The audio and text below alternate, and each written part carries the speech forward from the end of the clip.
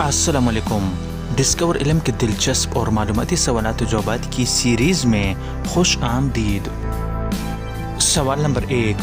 एक जज ने मुल्जिम को अपनी मौत चुनने का हक दिया। मुल्जिम ने कौन सी मौत चुनी?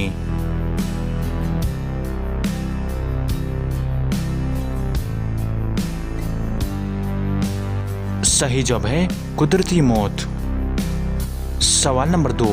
वो क्या है जिसके दांत तो हैं मगर खा नहीं सकता?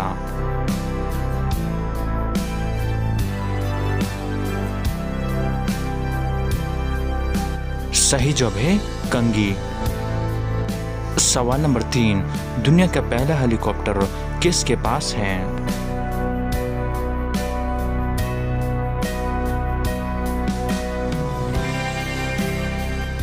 सही जवाब है रूस। सवाल नंबर 4।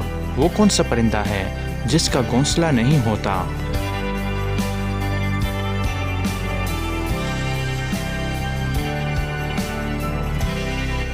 सही जवाब है कोयल।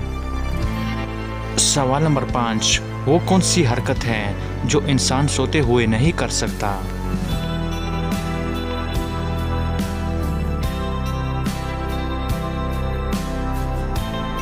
सही जवाब है पलक झपकना।